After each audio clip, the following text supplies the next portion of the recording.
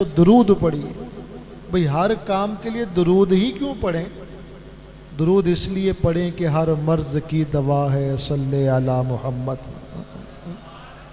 ہر مرض کی دوا ہے صلی علی محمد، اور تعویذ ہر بلا ہے صلی علی محمد صلی اللہ تعالی علیہ وآلہ وسلم.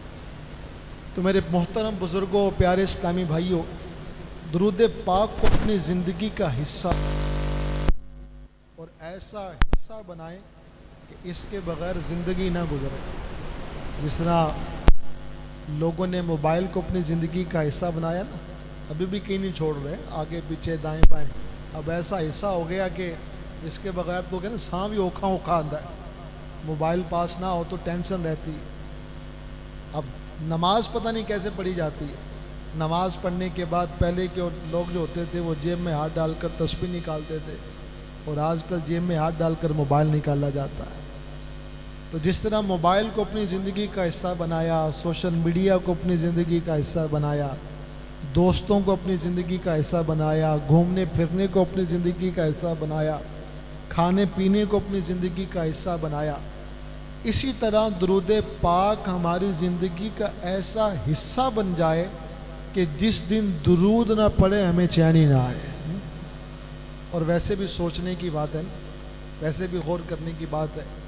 ایک امتی کے پاس دنیا جہان کے کام دھندوں کا ٹائم ہو، پڑھنے کا ٹائم ہو، پڑھانے کا ٹائم ہو، کمانے کا ٹائم ہو، بزنس کا ٹائم ہو، گھومنے کا ٹائم ہو، کھانے کا ٹائم ہو، دوستوں کے لیے ٹائم ہو، بال بچوں کے لیے ٹائم ہو، خبروں کا ٹائم ہو، ٹی وی کا ٹائم ہو، میچوں کا ٹائم ہو، جم کا ٹائم ہو، کرکٹ کا ٹائم ہو، سوشل میڈیا کا ٹائم ہو، ہر چیز کا ٹائم ہو.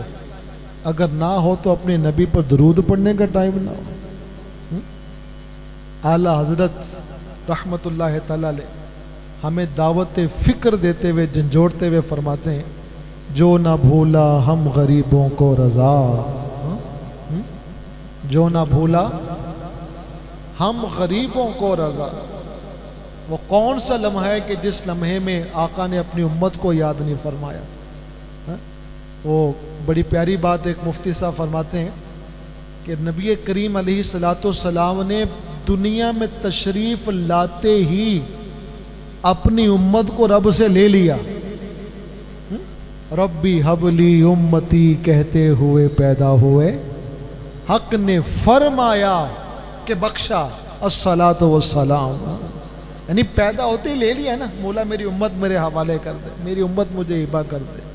تو آج امت غور کرے کہ درود پڑھنے کا ٹائم نہیں. تو آج کے اس اجتماع کا پہلا جو میسیج اور پہلا پیغام ہے نا، وہ یہ ہے کہ انشاءاللہ اپنی زبان کو غیبتوں سے، چغلیوں سے، بک بک سے، حکومت اور حالات حاضرہ پر تبصروں سے، ہر قسم کی لغویات اور فضولیات سے بچا کر اس زبان کو اللہ کے محبوب کے ذکر سے تر رکھیں گے انشاءاللہ. نیت کرتے ہیں انشاءاللہ کثرت کے ساتھ درود پاک پڑھیں. اب کثرت کے ساتھ درود پاک پڑھنا ہمارے لیے آسان ہو جائے، اس کے لیے دو مشورے میں آپ کو دیتا ہوں. پہلا مشورہ یہ ہے، پہلا مشورہ کہ اپنے ٹریولنگ ٹائم کو ذکر و درود ٹائم بنا لیں. جو بھی آپ کا سفر کا ٹائم ہے نا، وہ ٹائم کون سا ہو جائے؟ ذکر و درود ٹائم. میں بھی دیکھ رہا تھا موٹر سائیکل بھی کھڑی ہیں، گاڑیاں بھی کھڑی ہیں، بسیں بھی کھڑی ہیں. اب جہاں سے بھی آئے ہیں، کو آدھے گھنٹے کی ٹریولنگ سے آئے، کو پونے گھنٹے کی ٹریولنگ سے آئے، کو 1 گھنٹے کی ٹریولنگ سے آئے. اب گاڑی تو آپ نے نہیں چلائی، گاڑی تو ڈرائیور نے چلائی. آپ کیا کرتے رہے پورے راستے؟ آپ موٹر سائیکل پر آئیں تو آپ موٹر سائیکل تو ہاتھ سے چلا رہے ہیں، کوئی زبان سے گیئر تھوڑی لگاتا ہے، زبان تو فارغ ہے. اپنے ٹریولنگ ٹائم کو، جو بھی آپ کا سفر کا ٹائم ہے، جب بھی آپ سفر شروع کریں نا، آپ کا درود ٹائم شروع ہو جائے. اپنے ٹریولنگ ٹائم کو، آپ آفس جاتے ہیں، اب سکول جاتے ہیں، اب کالج جاتے ہیں، اب ڈیوٹی پر جاتے ہیں، آتے ہیں، جو بھی آپ کا ٹریولنگ ٹائم ہے نا، اس ٹریولنگ ٹائم کو کیا بنا لیں؟ ذکر ہو. پہلا مشورہ تو یہ. اور دوسرا مشورہ یہ اپنے پاس یہ کاؤنٹر رکھیں، تسبیح رکھیں اپنے پاس. جیسے میں نے آپ ٹریولنگ ٹائم کو درود ٹائم بنا لیں. میں گجرانوالہ سے بیٹھا تھا، آپ کے یہاں پر پہنچا ہوں، اور بھی کئی کام تھے، میسیجز وغیرہ فون، لیکن تحدیث نعمت کے لیے عرض کر رہا ہوں کہ ٹریولنگ ٹائم کو درود ٹائم بنایا تو تقریباً 2141 مرتبہ درود پاک پڑھنے میں کامیاب ہو گیا. یعنی یہ جو میرا کاؤنٹر بتا رہا ہے نا، وہ یہ بتا رہا ہے. حالانکہ پورا ٹائم نہیں گزرا، بعض اوقات کو میسیج آ گیا، کوئی وہ پڑھنا پڑ گیا، کوئی بیان کرنے کی گفتگو کرنی وہ پڑھنی پڑ گئی، تو بعض وقت آگے پیچھے بھی ہو جاتا ہے. لیکن اگر اپنے ٹریولنگ ٹائم کو ذکر و درود ٹائم بنائیں گے نا، تو آپ جب رات کو تمام اپنے ذکر اذکار کا مجموعہ دیکھیں گے تو آپ کے دل کو بھی تسلی اور تشفی ہوگی. اللہ پاک ہمیں خوب کثرت کے ساتھ اپنے حبیب کا ذکر کرنے کی توفیق عطا فرمائے. الحمدللہ ربیع الاول کا مہینہ برکتیں لٹا رہا ہے اور اختتامی لمحے ہیں، اور یہ وہ بابرکت مہینہ ہے کہ جس مہینے میں اللہ پاک کے آخری حبیب، اللہ پاک کے آخری نبی مکی مدنی صلی اللہ علیہ وآلہ وسلم جان کائنات بن کر، وجہ وجود کائنات بن کر، وجہ تخلیق کائنات بن کر، اصل کائنات بن کر، روح کائنات بن کر، ریزن آف آل کریشن بن کر اس دنیا میں تشریف لے کر آئے. اس کائنات کی تخلیق کا جو سبب ہے نا، وہ ذات مصطفیٰ ہے صلی اللہ تعالی علیہ وآلہ وسلم. ڈاکٹر اقبال شاعر مشرق حکیم الامت کہتا ہے، ہونا یہ پھول تو بلبل کا ترنم بھی نہ ہو. ہونا یہ پھول، بلبل کس کا عاشق ہوتا ہے؟ پھولوں کا. تو بلبل کہتا ہے اگر یہ نہ ہو تو بلبل جو چہکتا ہے، اس کا جو ترنم ہے، وہ کس کام کا؟ ہونا یہ پھول تو بلبل کا ترنم بھی نہ ہو، چمن دہر میں کلیوں کا تبسم بھی نہ ہو. یہ نہ ساقی ہو تو پھر میں بھی نہ ہو، خم بھی نہ ہو، بزم توحید بھی دنیا میں نہ ہو، تم بھی نہ ہو. کیونکہ خیمہ افلاک کا استادہ اسی نام سے ہے، نبض ہستی تپش آمادہ اسی نام سے ہے. اور اقبال کی اسی بات کو سید اعلیٰ حضرت کے انداز میں اگر ٹرانسلیٹ کیا جائے تو امام اہل سنت فرماتے ہیں کہ وہ جو نہ تھے تو کچھ نہ تھا، اور وہ جو نہ ہو تو کچھ نہ ہو. جان ہے یہ جہان کی، جان ہے تو جہان ہے. اور اسی بات کو اگر ایک پنجابی شاعر کے انداز پنجابی کے اندر ٹرانسلیٹ کیا جائے تو وہ کہتا ہے، کسے شیدہ وی اتھے سایہ نہ ہندا، جے رب نے محمد بنایا نہ ہندا صلی اللہ تعالی علیہ وآلہ وسلم. تو اللہ تبارک و تعالی نے وہ شانوں والا، وہ عظمتوں والا، وہ رفعتوں والا، وہ بلندیوں والا محبوب اللہ تبارک و تعالی نے ہمیں عطا فرمایا. اور جب ربیع الاول کا مہینہ آتا ہے تو الحمدللہ کریا کریا، گاؤں گاؤں، گلی گلی، کوچا کوچا، چپا چپا میرے آقا کے ذکر کے ڈنکوں سے گونج اٹھتا ہے. اس سال تو منایا ہے نا، اور ہمارا جو پروگرام ہے نا وہ مہینے دو مہینے کا، سال دو سال کا نہیں ہے. امام اہل سنت نے ہمیں جو درس دیا ہے، ہمارا پروگرام بیان کیا ہے، کہتے ہیں حشر تک ڈالیں گے ہم پیدائش مولا کے دو. یہ سال دو سال کی بات نہیں ہے. ہاں کب تک؟ حشر تک ڈالیں گے ہم پیدائش مولا کے دو. دم میں جب تک دم ہے ذکر ان کا سناتے جائیں گے انشاءاللہ. تو اللہ پاک ہمیں ربیع الاول کی برکتوں سے مالا مال فرمائے.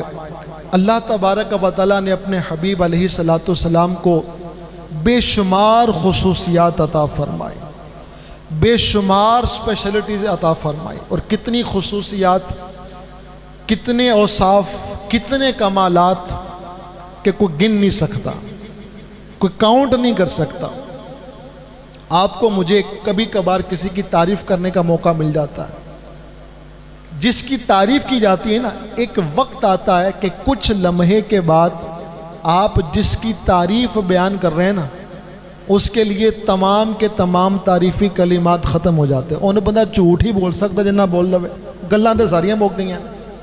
یہی ہوتا ہے نا، آپ کسی کی تعریف بیان کریں گے، 1 منٹ بعد ختم ہو جاتی ہے، 2 منٹ کے بعد ختم ہو جاتی ہے، 3 منٹ کے بعد ختم ہو جاتی ہے، 4 منٹ کے بعد ختم ہو جاتی ہے۔ لکھنے بیٹھے تو بعض کا ایک لائن ہی لکھی جاتی، لکھیے کہ اوبے تو لکھی ہے نا، کچھ کوئی خصوصیت ہے ہی نہیں۔ کوئی کسی کی تعریف 1 منٹ میں ختم ہو جاتی ہے، کسی کی تعریف 2 منٹ میں ختم ہو جاتی ہے، کسی کی تعریف 3 منٹ میں ختم ہو جاتی ہے، کسی کی تعریف 1 پیج پہ ختم ہو جاتی ہے، کسی کی تعریف 1 چیپٹر میں ختم ہو جاتی ہے، کسی کی تعریف 1 کتاب میں ختم ہو جاتی ہے۔ لیکن میرے آقا کی تعریف تو 1450 سال سے ہو رہی ہے، لیکن آج تک تعریف ختم، زندگیاں ختم ہوئیں اور قلم ٹوٹ گئے۔ لکھنے والے لکھتے گئے، لکھتے گئے، لکھنے والوں کی زندگیاں ختم ہو گئیں اور لکھتے لکھتے قلم ٹوٹ گئے۔ زندگیاں ختم ہوئیں اور قلم ٹوٹ گئے، پر آقا تیرے اوصاف کا ایک باب بھی پورا نہ ہوا۔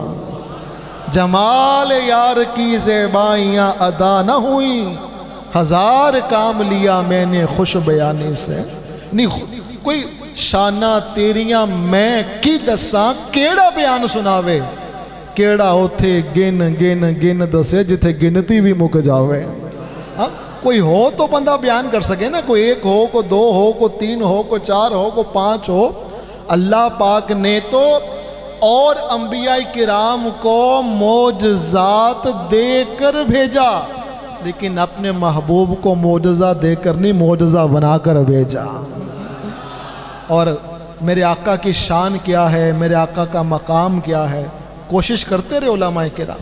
سید اعلیٰ حضرت نے بھی کوشش کی، کوشش کرتے کرتے کہتے ہیں آقا سرور کہوں کہ مالکو مولا کہوں، دسو تو سی کی آقا تو انو بتائیں تو صحیح کیا کہوں آپ کو، سرور کہوں کہ مالکو مولا کہوں تجھے، باغ خلیل کا گل زیبا کہوں تجھے، خرما نصیب ہوں تجھے امید گاہ کہوں، جانے مراد کان تمنا کہوں تجھے، اللہ رے تیرے جسم منور کی تابشیں، اے جانے جاں میں جانے تجلا کہوں تجھے، تیرے تو وصف عیب تناہی سے ہے بری۔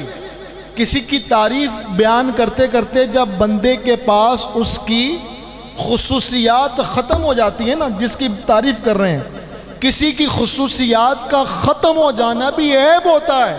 اللہ پاک نے اپنے محبوب کو خصوصیات کے ختم ہونے کے عیب سے بھی پاک پیدا کیا ہے۔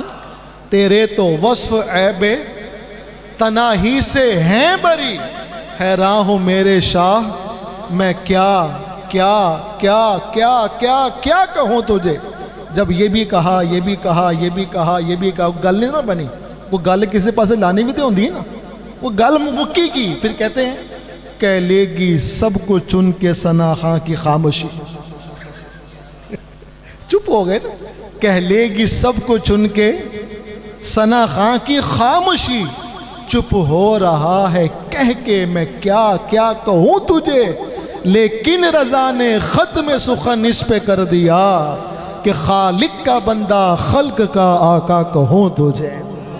میں تو یہ کہہ سکتا ہوں کہ آقا آپ خالق کے بندیاں اور خلق کے کیا ہیں؟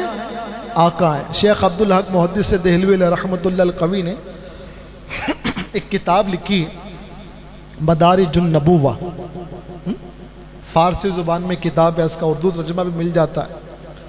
2 جلدوں پر مشتمل یہ کتاب ہے مدارج النبوہ۔ اب اس کتاب میں آپ نے بہت کچھ بیان فرمایا، نبی کریم علیہ السلام کی آمد سے پہلے جو زمانہ جاہلیت تھا اس کی منظر کشی فرمائی، میرے آقا دنیا میں تشریف لائے تو کیسی ظلمتیں چھٹیں، آپ کا بچپن کیسا، لڑکپن کیسا، جوانی کیسی، غزوات میں شرکت کیسی، امہات المومنین کے ساتھ آپ کا رویہ کیسا، اخلاق کیسے، معجزات کیسے، اوصاف حمیدہ کیسے، سب کچھ بیان کیا۔ اب بیان کرنے کے بعد اپنی پوری کتاب کا نچوڑ بیان کرتے ہوئے کہتے ہیں یا صاحب الجمال و یا سید البشر من وجهك المنیر لقد نور القمر لا يمكن الثناء كما كان حقه بعد از خدا بزرگ تو ہی قصہ مختصر قصہ یہ ہے کہ آقا میں مک دی گل مکا دے وہاں ساڈا دین بھی تو تے